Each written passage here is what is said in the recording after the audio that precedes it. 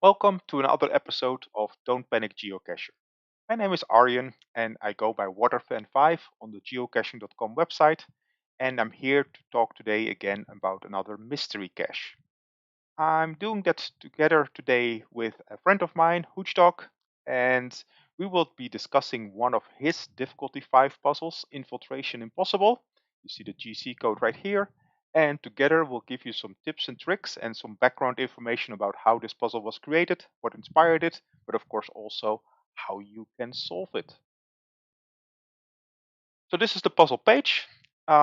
Infiltration Impossible, as I mentioned, difficulty 5 puzzle. I found it a few years ago, shortly after it came out, because, well, it's in my area. And you can see here there's about 29 solves all over the US, actually all over the world. People have worked on it because it's certainly a puzzle worth working on. But it's a very extensive puzzle with a lot of hidden puzzles within it. And so it will take you some time to go through all of it all. And if you click this link, it will open a secondary website, and that's how you begin. So it has its own list as well of all the solvers that made it to level 20. So you see that right here. So, and you can type in your name. That way, kind of come on the list. You can also resume next time, so that is not when you basically can work on it over multiple days. So with me here is Steve, and together we'll talk more about this puzzle. Okay, and here to help me explain how this puzzle works, I actually have the cache owner, HoochDog, also known as Steve, to help me explain how this puzzle works and give you a little bit of background about the puzzle and what inspired him to make this puzzle. So, Steve, why don't you introduce yourself? Hey everybody, my name's Steve. I go by the geocaching username HoochDog, and I had the idea to create a multi-level puzzle because I had worked on the Mother of All Puzzles, which is a very popular geocaching puzzle that is quite a number of different levels before you get to the final solution. And I really enjoyed working on that. So I had the idea to do something similar. It's not quite as many levels as that puzzle, but I tried to give it a thematic style in sort of a futuristic cyberpunk way and have a top infiltrator's dashboard, which kind of channeled some of the Ready Player One excitement that was going on at the time. And it ended up looking like this site here, Infiltration Impossible, and it has been enjoyed by several puzzlers over the years. And I'm glad to be here with Waterfan5 to go over each level and hopefully help people get all the way to the end of it. Yeah, no, that's great. No, love to discuss this.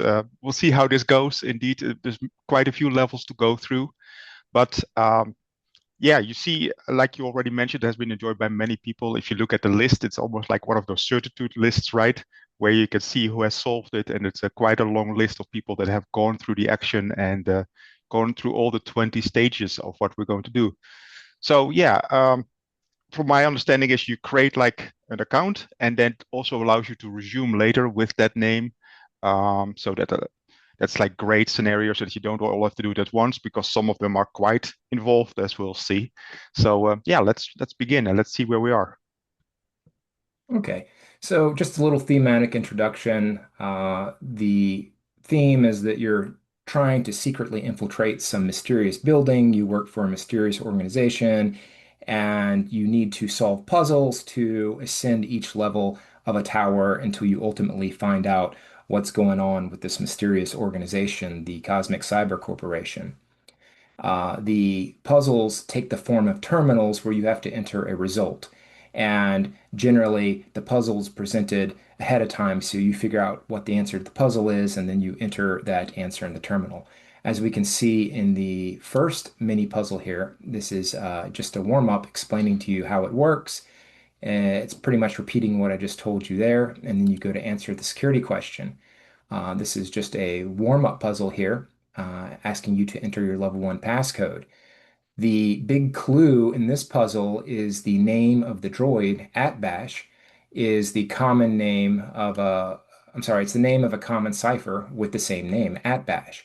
So if you were to go and Google at bash and decode or at bash and decipher, Google will quickly reveal you to many online tools to figure out what the proper decoding of the string is. And then you would enter your answer here and hit enter, and that will tell you that you've entered the correct answer, and you will be able to enter the building.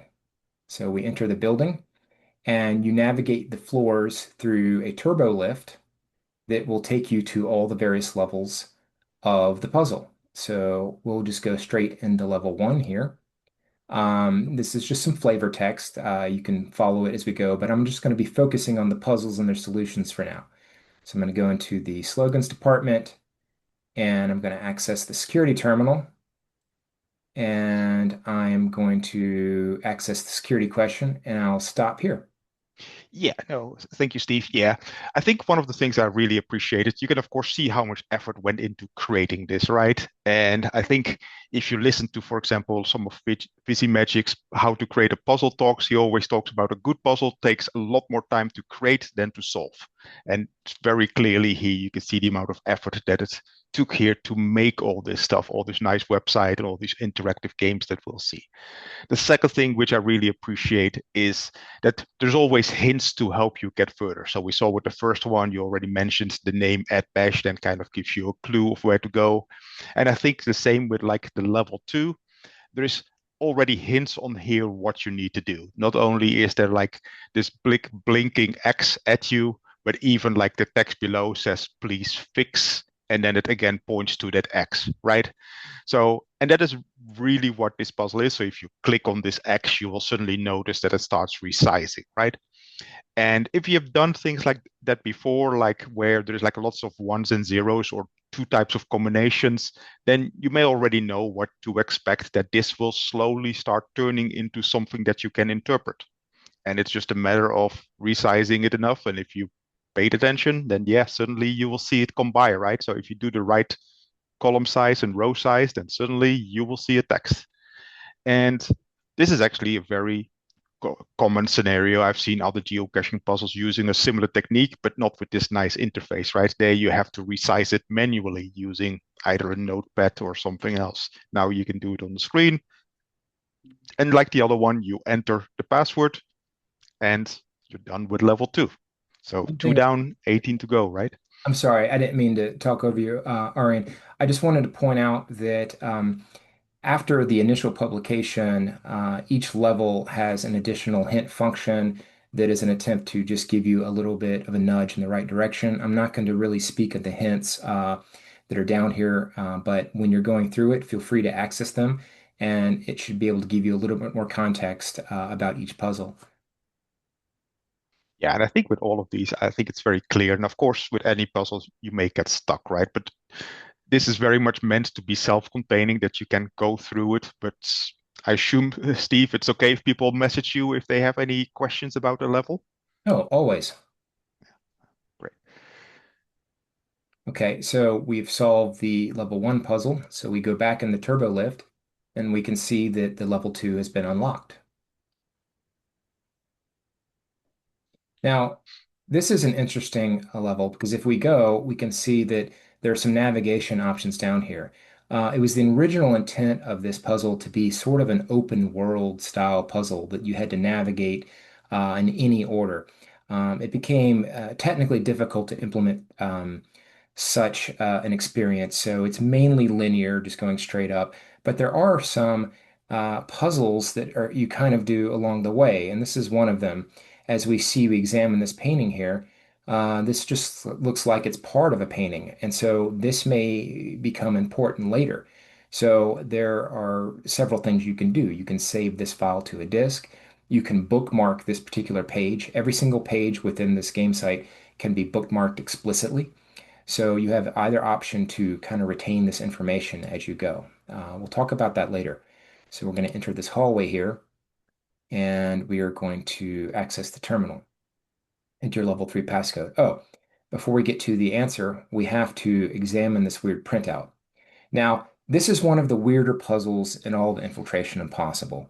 The backstory is I used to do some daily programming challenges, and I used to have fun doing those. And one day we had this really funny program where we had to write a function that dynamically output an ASCII person with a mullet. And the business is how tall the mullet is on top, and the party is how long the mullet is in the back. And I don't know why, but this just gave me a chuckle back in the day. And so I thought I would throw it in as a technical puzzle. So here we have Dale, Earl, Jimbo, and Skeeter, and they all have a hat. So if I were to ask you, what is Jimbo's business? It would be one. If I ask you what his party is, it would be one, two, three, four, five, six, seven here. So that's kind of how this puzzle works. It's very straightforward. What is the top of their hair? What is the bottom of the hair? If we hit continue and access the terminal, it's asking us for Jimbo's business, Brody's party, Earl's business, Earl's party. And then you enter the various lengths into the enter field and hit enter. And that's how you solve that puzzle. So we'll go to the Yeah. I next. remember that puzzle on the reruns because basically when we said, hey, we're going to do a recording, I was trying all the levels again. And my notes were wrong. But this is also where I discovered that the puzzle was different each time for that you run this puzzle. So it was dynamically created. So my old notes, although it explained how it worked, my numbers no longer worked because, yeah, for each player, it will be a different combination. So at least my experience with that. So yeah, very cool one. So yeah, this was the next one indeed that you then get through the next level. This is a yeah, kind of like a logic type puzzle, right? Where the goal is that you have to get all the lights to green, so you can click like a specific one of the buttons, and then you see a certain amount of lights turn green, right? So you see, and it's of course the same button each time you press it. It basically turns the same lights on and off, and your job is to find the combination that will unlock the door. Yeah, the switch puzzle isn't actually the level three puzzle. It's just kind of a bonus puzzle thrown in along the way to add a little flair to the idea that you're sort of inside of a building and there's little extra puzzles here and there, just like the little painting that we came to. And then this is the actual puzzle.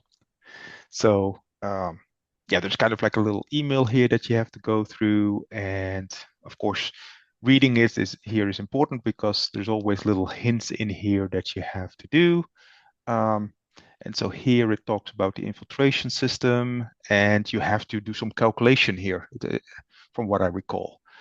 So you have to figure out what is the total number of voltage. Is that what it is? Voltage, I guess it's called here.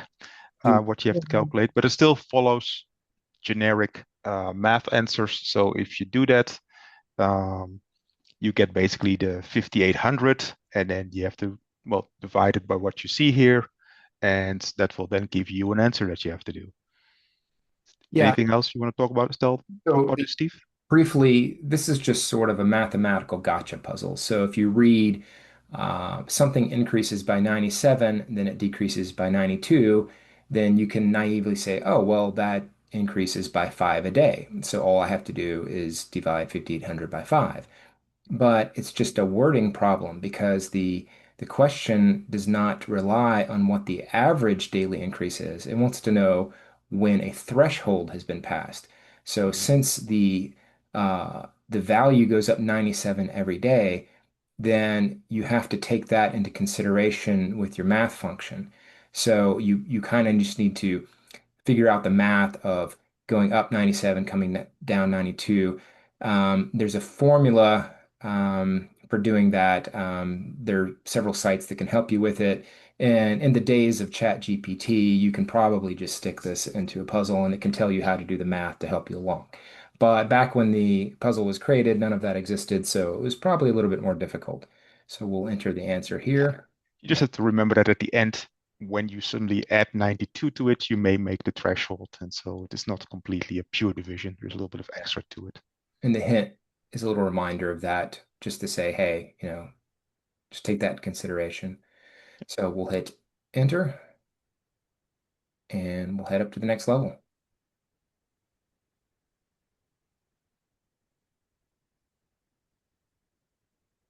Another painting piece.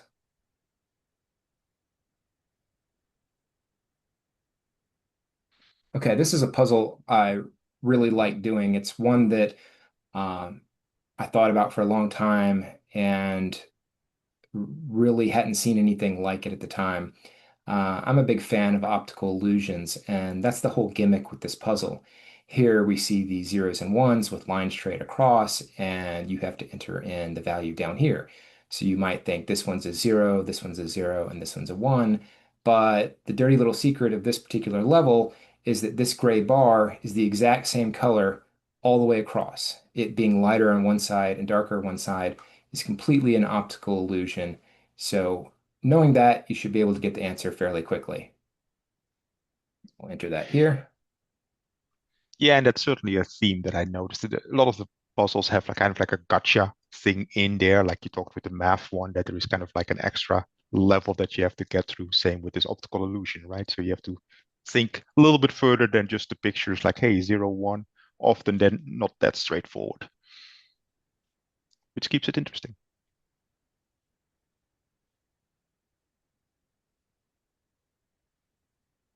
All right, you want to take this one? Yeah, certainly can. So yeah, this is a very technical puzzle, I thought. So this is fortunately I had some background in here, so for me this was I was able to get through this. But when you like follow the instructions, so examine this, you get like this little yeah terminal that you have to enter information in here.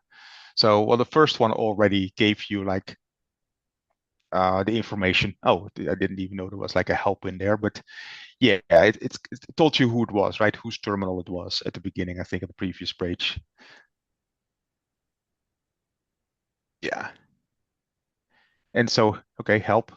So you can type the help in here and it will tell you the operations that are available. Now, I think if I remember correctly, on the previous page, it told you something about like that Carl was very clumsy with his passwords.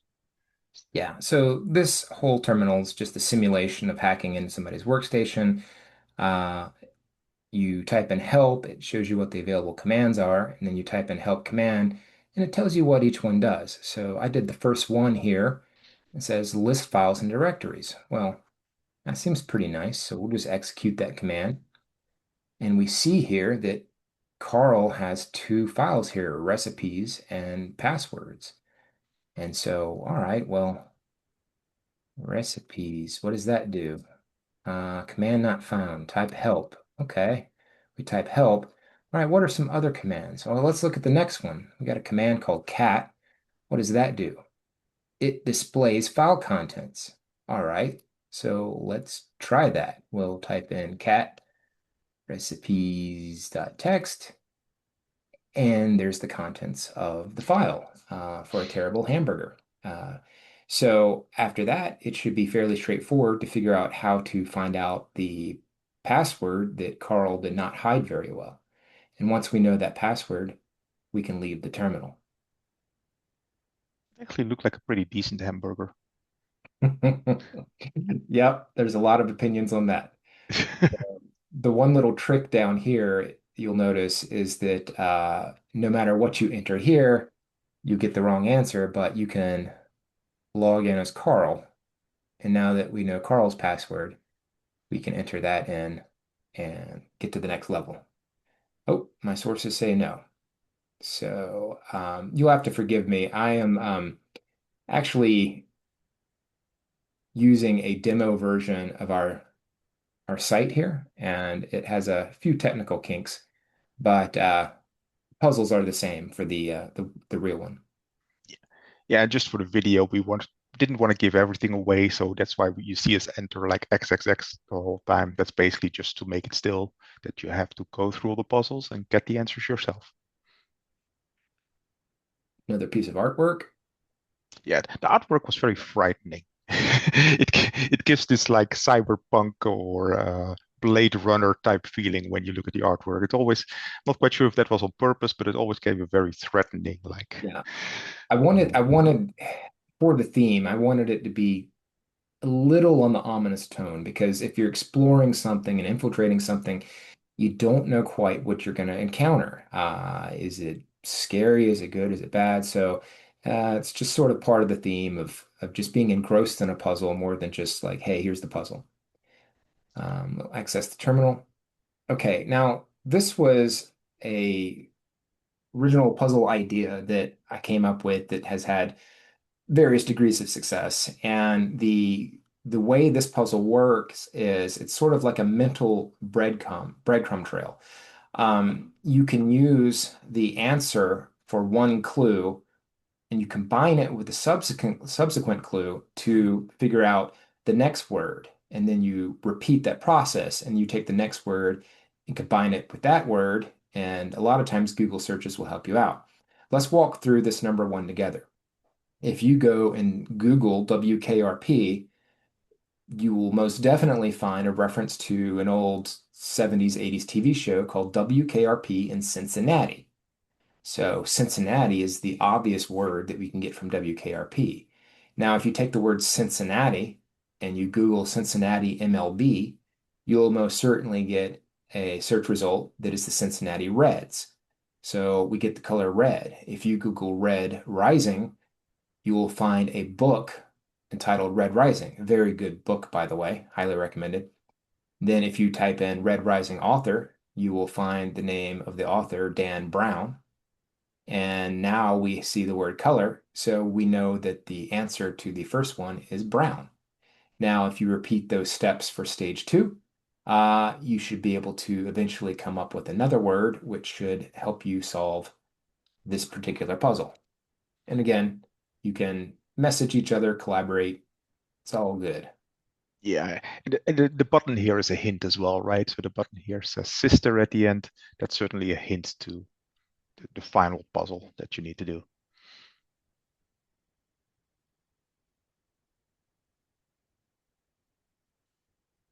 Okay, so we're going to the next puzzle. So this becomes more of one of the first truly interactive ones. We had, of course, the buttons earlier, which was a little bit interactive, but there's several mini games that you will encounter in the levels, and this is one of those mini games. Um, so yeah, I'll um, this just a little bit, Arjen. I don't mean to interrupt, but essentially, this is a mini game that's thematic so that you're rewiring some type of power nodes. And the goal is to take this green dot and connect it to a red dot. But the power flows through the white lines. You drag the cable around the power nodes to reactivate the socket. So for this first stage, we can drag the power node around these, pull it over here to the end, and the power is restored. You go to the next panel, and there's a little bit of obstacles in the way, so we can't really come through here. So we have to figure out, oh, how do we connect all of these? Well, we can't go over here, so what else can we do? Maybe around this one, maybe down here, and there we go. We did it. Now, the main version of the site has several more stages. They don't get too difficult, but in this demo, we're just doing two here. yeah, it's a little bit of trial and error, like with these puzzles. And once you understand the logic of how they work, they should be able to get through it pretty quickly. They're painting.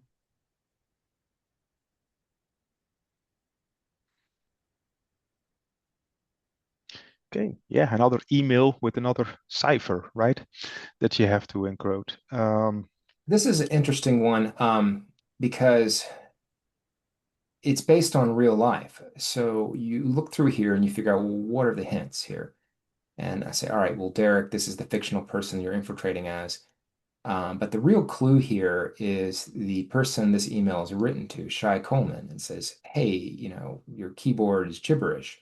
Well, if you Google this name, you'll find out that Shy Coleman is a real person. And Shy Coleman invented a keyboard layout that is very similar to Dvorak or QWERTY. They're different computer keyboard layouts. And Shy Coleman invented one. And when you find out the keyboard layout that he invented, then deciphering this weird message should become pretty easy. I actually worked with a person who used this keyboard layout and was a big fan of it. So it inspired this level of the puzzle. Yeah, no, it's um, the common one certainly is a hint here. There was what threw me off here at some point. It also says I think Porta in the beginning, and so there is also a cipher called Porta. So I looked at that as well, and then, but Yeah. yeah, Sometimes I was trying to use futuristic quasi gibberish just to make the puzzle thematic, and so apologize for the red herring there. no worries. So, Oh, another one of these. I've got it memorized. Why don't you take this one, Arjen?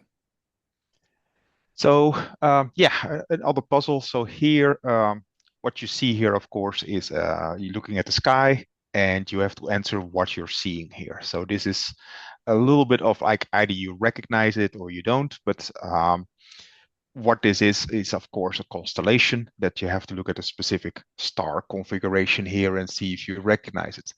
So for me, this always ends up in a certain amount of like Google searches where I try to figure out what is going on here.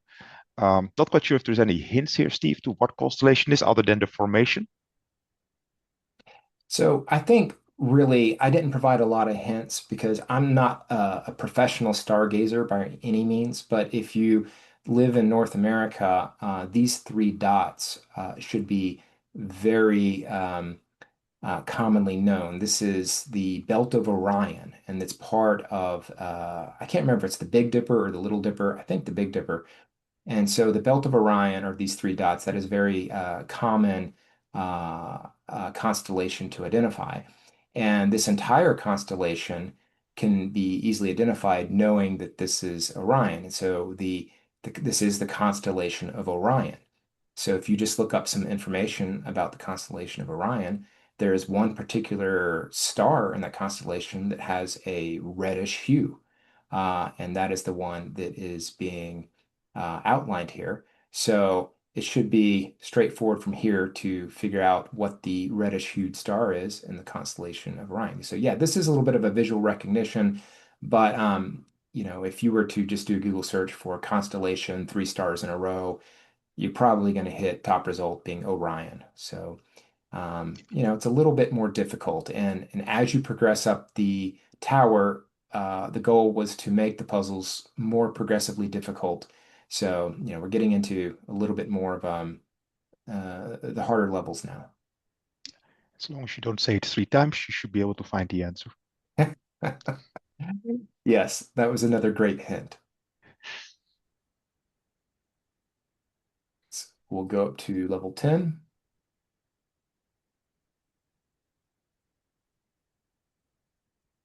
Okay. I apologize for the tedium of this puzzle. The first step is to convert all of these distance formats to a common format, and what is being asked for is miles to two decimal places.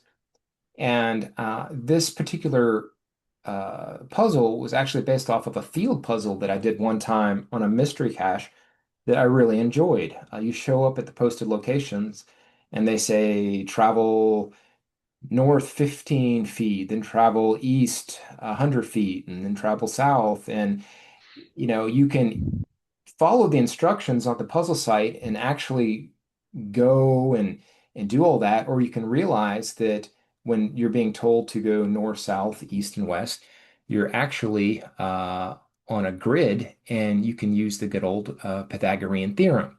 So you just calculate the total vertical or southern distance based on these direction, and you get one value, and then you can calculate the total east-west direction, and you just get the absolute value of both of those. And now the triangular path from your point of origin to where you'd end up is essentially the third axis of a triangle. So that's really it. It's just using the Pythagorean theorem, and a squared plus b squared equals c squared. And that should be able to get you the straight line distance. And once you get that straight line distance, you enter it here. So, seemingly complicated, but it's really just basic middle school geometry, if you remember that. Yeah, and what I remember about this is the first time I plotted it all out, and then basically just, but of course that plotted it out on just a fictional location, and of course it didn't work because it's way too long distances to accurately plot it out. So yeah, then at the end I had to resort to math to just solve it. Yeah, this is probably one of my favorite puzzles of the whole series. Maybe because I'm just a sucker for this type of puzzles, but I do remember when I first looked at this, it always takes you a second, right, to figure out all the details that you see here. You see like grid and you see like vectors, and then I like at least in some puzzles that there is like clear aha moments, right? That you realize like, okay, aha, this is what I have to do. And I think there's several smaller and larger aha moments in this puzzle that make it fun for me, or at least that made me really enjoy this puzzle. So the first one, of course, being that you recognize what these numbers are. So yeah, these are just basically prime numbers, right? So that's where it says factors right there. And if you think about in math what factors are, that basically are how you divide a number, right? So all the primes that are involved. So what you have at the top is a series of primes, and then you have these numbers below that you have. Now, um, if you look at all these numbers don't look particularly special, but that is sort of the trick that you have to do here, because what you have to do is factorize these numbers, right? Basically, take them apart, reduce them back to their primes, and you will notice that all of them will go to a specific set of primes. They're basically the multiplication of these different primes. So that means that we have this table of primes, and we now have each of these numbers that basically go to a specific ones of them. And you may also notice that towards they slowly go up. So if you go more to the right, you see that the numbers get slightly bigger. That's on purpose as well, because all of them are almost focused on a certain section of the table. So because what this ends up doing is give you a certain word, but it gives you a word as a visual representation. So it already mentioned lines below. So you see that right here. And what you have to, the aha moment is that you have to do is that you have to draw out the factors of these numbers. So if you take 838, that is a combination of factors. And if you draw that out, you will get a specific line. So all of them basically have like two, I think in certain cases there might be three, but will have certain components. And then if you draw all those lines, it will draw out a letter for you. And if you then do that for each one individually, then basically in that grid above, it will start spelling out a word. And that's it. That will help you solve this puzzle. Yeah, that's right, Arjen. And one of the interesting properties of prime numbers is that if you multiply two prime numbers together, you will end up with a product that has only two factors, which are the two prime numbers that you used to multiply together. So all of these lines down here are the product of two numbers in the grid. For example, 838 is the product of 2 and 419. And since these are saying lines, and this is a grid, if you draw a line between 2 and 419 and you continue that process, you should eventually end up with a keyword that you can enter in the field down here.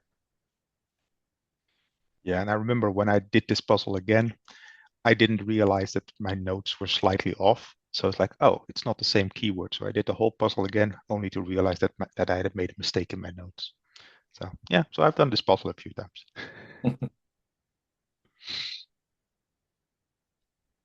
And I think in general with puzzles, especially these elaborate ones where you have to like maybe do it over multiple days, I always use like the description field of the geocaching to keep as many notes, not only for myself, but sometimes it happens that like when CEOs retire from geocaching, people come to you and say like, how was this puzzle solved?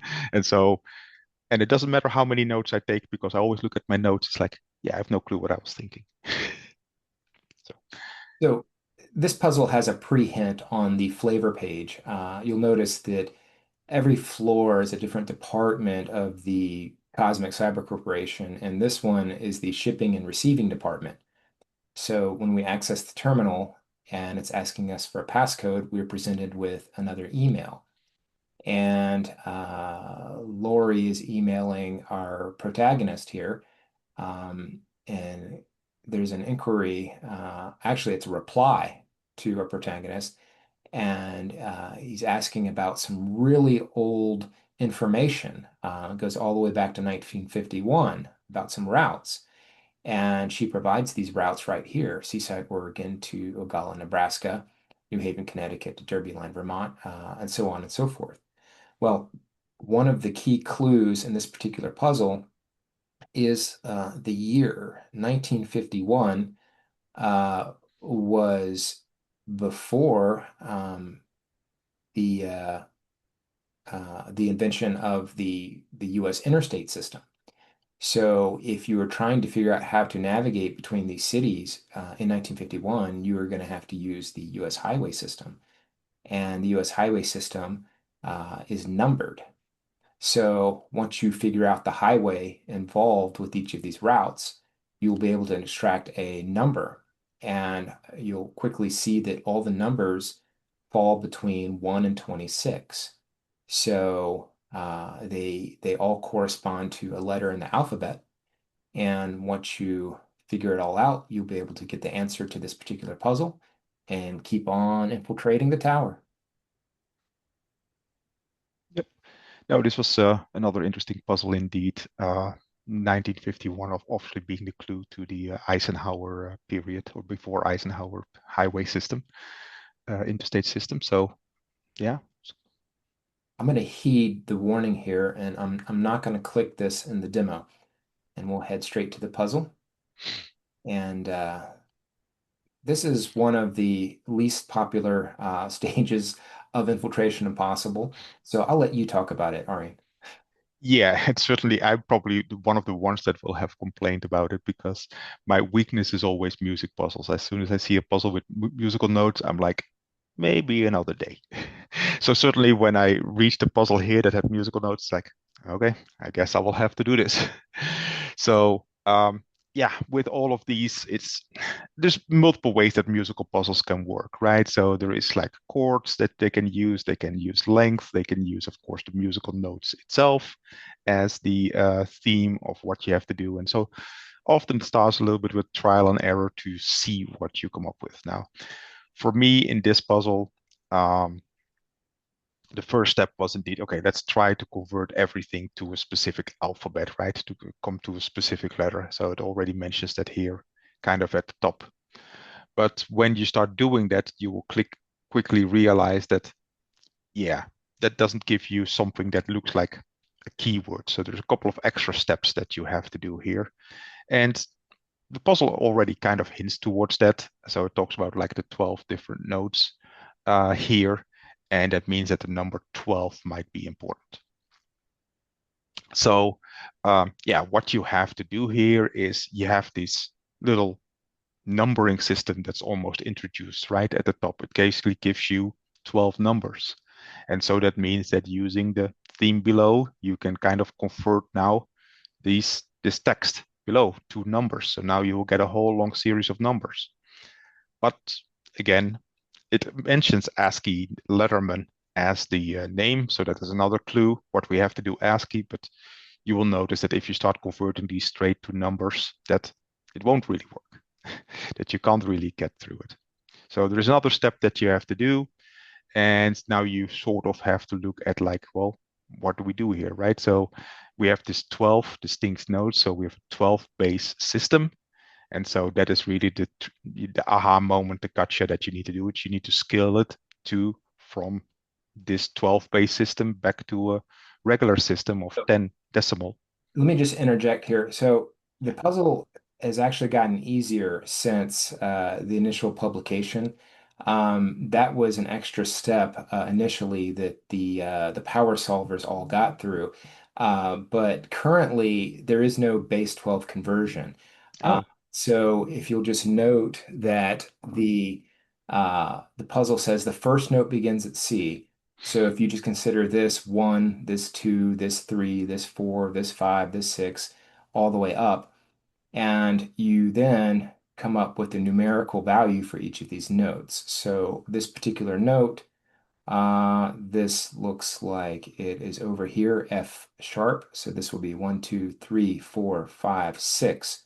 So this would looks like it would be a 6. And down here we have C sharp, which looks like it would be a 2. So you have 62 here, and this is in one measure. So now all you have to do is convert the digit 62 to its ASCII value. ASCII is a table of letters that have integer uh, values, and it's what computers use to display a lot of text. So here, this measure, we'd have 62. And so you can convert each measure into a letter measure of character, and that should give you the answer to this puzzle. I think upon publication, you actually did have to do a base 12 conversion, and I think in hindsight, that was a little evil, so I just removed that as part of the puzzle. But Arjen and many other brainiacs figured out that aha step as well. Yep. So yeah, this will give you a keyword again. I think in this case, I think it's a two-word keyword because each line I think gives you an individual keyword, and then you get go on to the next stage. Yep. It probably is appropriate that it's level 13, right? Typically considered with bad luck, and so to have a music puzzle in here, I would certainly. Okay. Now, this is a puzzle that has an interesting backstory. There is a particular puzzle hidden in the region where Arjen and I live that to this date has been unsolved. And that puzzle involves a QR code. And when trying to solve this particular puzzle, uh, it led me to do a lot of research on QR codes. And one of the things that I found is that QR codes contain redundant information. So if a QR code loses a portion of the code or becomes unreadable, scanners can still scan the code. That is why you'll see a lot of times QR codes might have a picture in the middle of it because people have said, all right, well, if it's got redundant codes, I'm going to put my little branding in the middle here. So you can see how it might be possible to kind of hide information within a QR code. Well, maybe that's what we're doing here. The only thing you have to determine is how and why. If you scan this QR code, it will result in text called Steeler's Wheel. Steeler's Wheel was a band that was a one-hit wonder that had a song called Stuck in the Middle with You. And if you figure that, well, they have a one-hit wonder stuck in the middle with you, well, maybe that's a clue.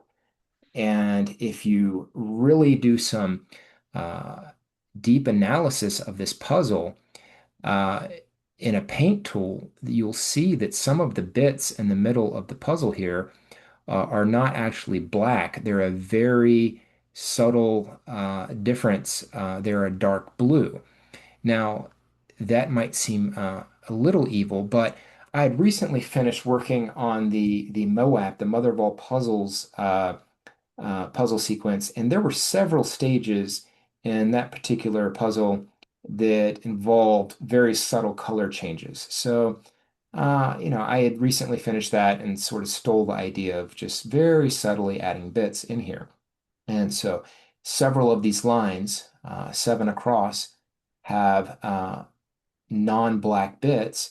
And if you convert the black bits to ones and the white bits to zeros, each row becomes a binary number.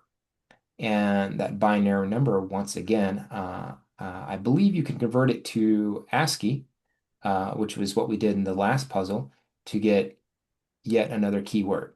So that's how this puzzle works. It's basically just uh, taking the extra bits and repurposing them to hide a very subtle encoding within this QR code to give you the answer. Now, that was again one of these things where working on somebody else's puzzle, I thought, well, what if they did this? And it turned out not to be the solution, but it was an idea that I thought would be really neat if somebody had done it. So I decided to take advantage of the idea.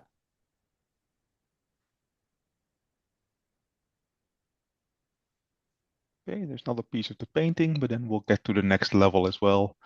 And I believe this is another on-off Quick comment. switch puzzle. Yeah, sorry. All right, just quick comment. So um, I actually, from time to time, had to check on puzzles, make sure they were working, answer questions, and I personally kept on getting hit with this door lock, and I would actually have to solve it each time I needed to get past this. And so, while everyone in the first week had to solve this, I eventually just created a little cheat code down here that just says, "Ugh, smash the lock." So if you don't feel like doing this, you don't have to. If you want to solve it, it's there for you. If you just want to do it for fun. But if you'd like to skip this one, feel free to smash the lock and continue on. That's funny. Okay. Yeah, next one. Another little incoming message this time. This time it's not a protagonist. It's just a little message. And just like the other ones, there is clues in here that will help you realize what you need to do. Um, this is again another multi-step puzzle. Um, because at the end we talks about at the last sentence it says identify his location on some remote island without being detected. So somehow using this information we have to figure out what is the island, what is the name of the island. Now what you see in here is the code name, and the code name is I think you pronounce it epoch. And if you do a Google search for that, you will find out that this is a specific type of name related to the Unix world, because this is a way to encode dates. Now, and what do we have here? Very specific, with even the time zone mentioned, like GMT time. We have a very specific date and time. Now, these dates started somewhere very early on. So I think it's 1970 somewhere that indeed it started. So these will end up with a specific number. So you can find online, you can find some tools that basically you can enter these dates and time, and then it will give you a number. Now, you can do that for both dates, and now you will have two numbers. Now, as we're all involved with geocaching, what can you do with two numbers? You can convert that to a coordinate, right? Like a longitude and a latitude. And with a coordinate, hopefully, if you did it all right, that will enter up at an island and enter just the name of the island, and it will get you wrong. And definitely, it's not Hawaii.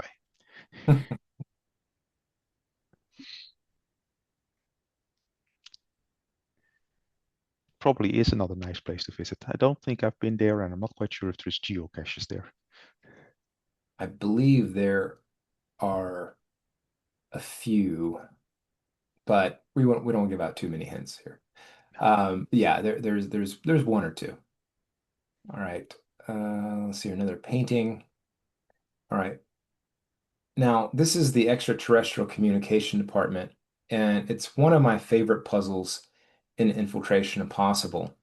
While working on a puzzle that went unsolved for a couple of years, um, I went down a path of research that involved the movie Contact and us speaking with extraterrestrials. And it turns out that at one point in time, we actually made a deep space transmission that included some information to tell aliens about ourselves. It was called the Cosmic Call, and there was a Dumas message.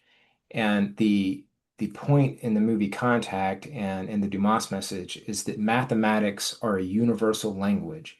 So if an alien race tried to contact us or we tried to contact an alien race, the concepts of numbers and math are universal no matter where you are in our universe. And so what this puzzle does is just try to teach an alien race, or maybe it's an alien race trying to teach us what the number system is here. So we can see all these dots are essentially counts that increase. Here we have no dots, one dot, two, three, and it goes all the way up to 12. We don't know what this symbol is here. but we see, hey, we have three lines here, and we have this weird thing here. All right, so maybe this is a zero, and maybe this is a one. All right, let's go down to one, two, three, four, five, six, seven, eight, nine. Okay, so we go down to 10, 2, 3, 4, 5, 6, 7, 8, 9, 10. And here we see this symbol again. Well, this symbol is 1 and this is 0. Okay, so now we know we're dealing with a base 10 numbering system. And so this is basically our numbering system. So this just becomes a matter of substituting our digits 1, 2, 3 with these symbols here. And again, we can see that this is 11. So this first part of the message just teaches us what these symbols mean. And now that we know the symbols, we can come down here in this section and we see that one unknown symbol, 1, gets us 2. All right, well, I don't want to go into each one, but 1, 1 getting 2, well, turns out this is an addition operator. So if you look at 1, 3, that gets us the 4, or I'm sorry, I think this is 1 plus 2 gets us the 3 operator. And so it's very easy to deduce, oh, well, this must be the addition symbol. And now that we've seen this, then this must be the equality symbol. So now we know what the numbers are. We know what this operation is. Now it's a matter of looking, and it looks like, oh, it looks like they're trying to teach us another operation here. They're trying to teach us a third operation here. So now we know the numbers, we know 3 operations. And so down at the bottom of the puzzle, you have an alien equation that you have to solve. So it's just a matter of looking at this, not being intimidated, just analyzing the information on the page, trying to understand what it means, and then coming up with an answer. Um, I just really enjoyed working on this puzzle because this reflects an actual message we sent into space. And I just found it very interesting to come up with and do because for me, it was fun and it was based on something that was sort of in the real world. Yeah, no, absolutely. And at the end, it's not a hard puzzle to solve at all because you just, like you said, follow the steps. And because of the numbers, you kind of know, okay, this is a substitution, and you start treating it as a substitution. And then each time you get one more step. And then finally you have all of the steps, and then you get to the end. I'm just glad that our symbols are easier to recognize.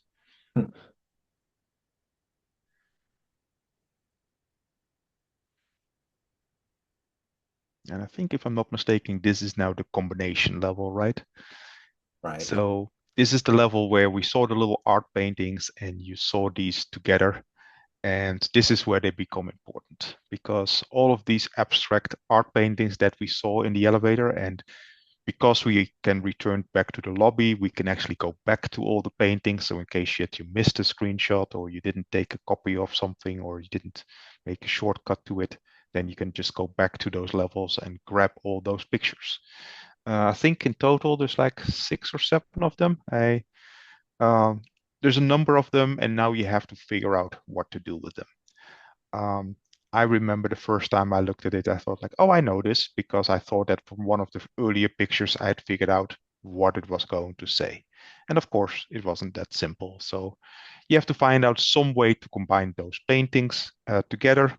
You can you can print them out and you can sort of treat it as a jigsaw puzzle where basically you only take the parts that are filled in and you put them together, you overlay them with each other, maybe hold them against a strong light, and it should help you to see it.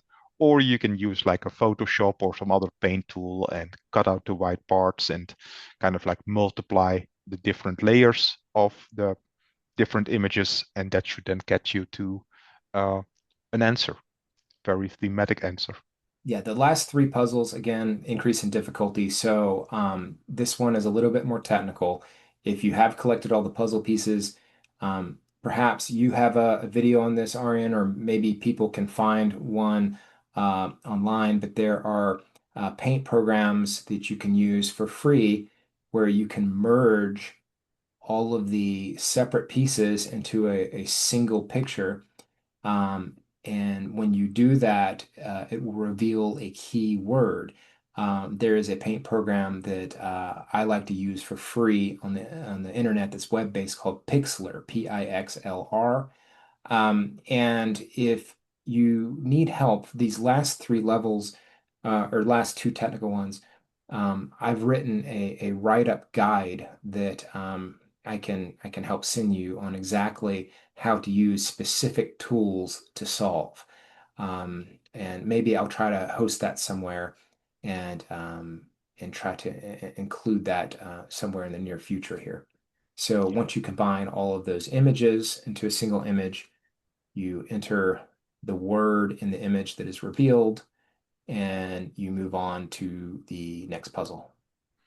Yeah, I think I use the GIMP, which is another free tool, right? That is available. You have to install it. And that's a free editing tool. And then if you add every picture as a layer, you can use the so-called multiply function, and that kind of like multiplies, it kind of ignores the white pieces, and then you get at the end, you get a combined image. Okay, now on this level, the flavor text is important here. We're entering a classic arcade restoration center.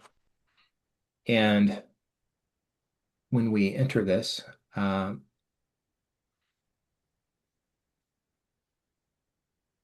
I want to bring up a little flavor. Uh, Most people are familiar with geocaching toolbox, and it's a very interesting site for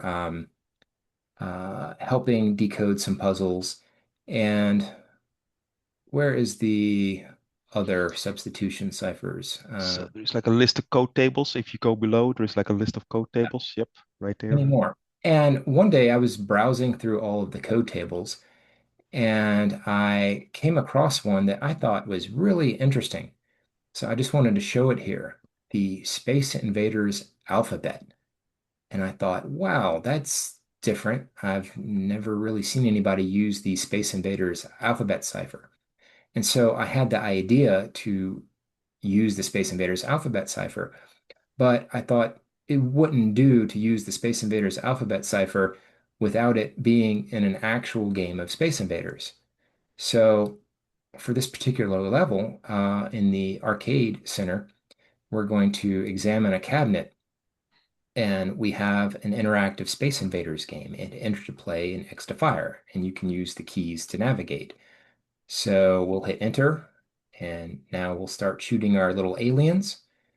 And this level involves you having to play a game. That's something that I enjoyed doing. Brings me back to childhood days of being in the old classic arcade games.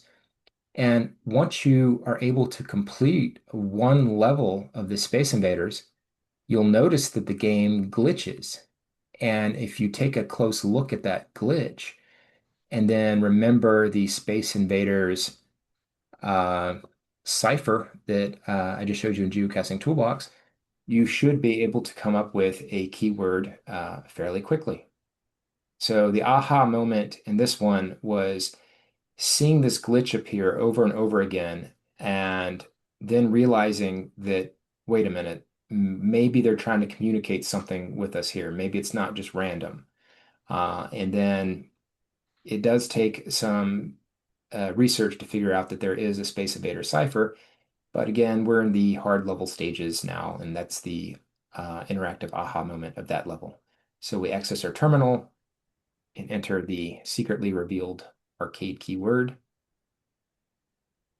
and now we move on. Yeah, another funny little tidbit about this is that decipher, of course, you may find some other geocaching puzzles out there that use, of course, geocaching toolbox, and sometimes, like Steve already mentioned, the specific Space Invaders one.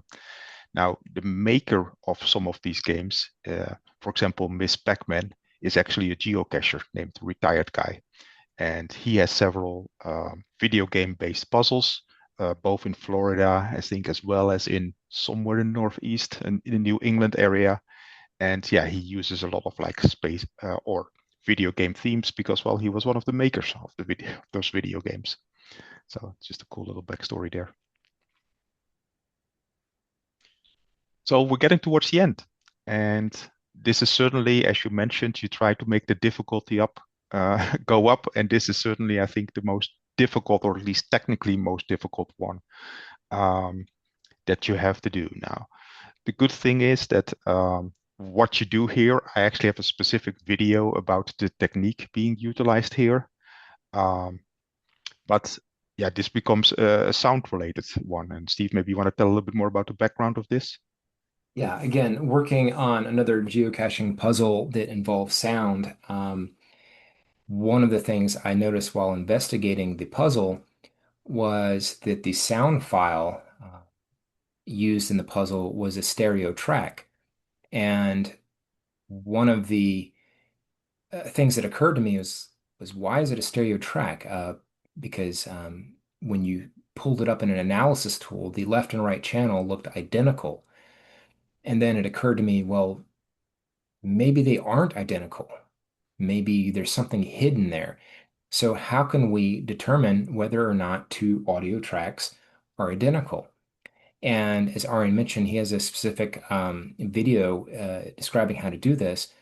But essentially, if you invert the audio on one track and combine it with another track, if they are identical, you should end up with a track that is completely silent. You won't hear any video whatsoever if you play an inverted track with the non-inverted track at the same time. Now, if there are any differences in those tracks, inverting one of them will cause that particular track to isolate those differences. And if you play back the isolated differences, it will reveal some hidden audio. And that hidden audio can lead you to find the keyword that the puzzle is looking for. And that is the technique used in this particular puzzle. So I'm going to leave it to the audience to determine how to go about using that knowledge. Now, the tool that I use and that I believe a lot of people use to do this type of thing uses free software called Audacity. You can learn how to pull in audio tracks, split them, invert them, and I have a written guide on how to do that as well if you need it. Um, Yeah, no, it's Audacity is also what I use. There's actually a web version of it that you can utilize. So it's just a website where somebody just made a complete web port of that tool. So you don't even have to download or install anything. You could utilize that and you could do all the operations in there. Um, and then at the end, as Steve mentioned, you get certain audio. And once you recognize the audio, you can figure out the keyword. Yeah, and that is the final puzzle. And I realize that the ones at the end are very technically difficult. So that being said, I have worked on many geocaching puzzles that have used very difficult solve techniques, such as the ones that we're describing here. And it is called infiltration impossible, not infiltration easy. So, you know, No, definitely. And all those skills that you utilize here for all these puzzles are all useful for other geocaches, right? So none of this is something that is like, oh, okay, because substitution ciphers, simple ciphers, having to do like lateral thinking is all common things that you do in geocaching puzzles. So no, at this point you're at the end and you get the coordinates. You get I think instead of the congratulations, you actually get to see the coordinates, but we're hiding that for you right now to give you an opportunity to go through all this puzzle by yourself, try it out, learn something. Hopefully, with this video, it will help you solve this. Steve, I would like to thank you very much for all this. I'm not quite sure if you have any final words, but highly appreciate you coming on and explaining how your puzzle works. Also, highly recommend people to look at some of other HoochDog puzzles. There's many fun ones out there that are very elaborate and you can see very well designed. thank you very much, Arjen. I enjoyed going over this with you. Caches are meant to be found, so it's been several years, and I enjoyed the opportunity to get to explain each level of how this multi-puzzle works, and I hope it encourages some people to maybe give it a try that might have previously been intimidated with the whole thing or maybe a particular level within it. And again, you can always message me. I'm always willing to help and try to get you moving along. So thank you very much for listening. Also, special thanks, of course, to Steve HoochDog for being so generous with his time and explaining how his puzzle worked. I think there was a lot of great information. If you want to talk about some of your puzzles on this channel, then feel free to contact me.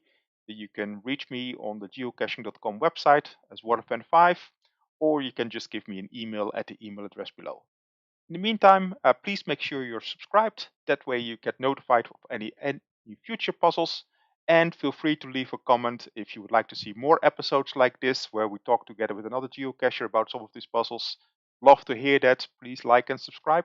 That way we know that you would like to see more of these and we can work on them.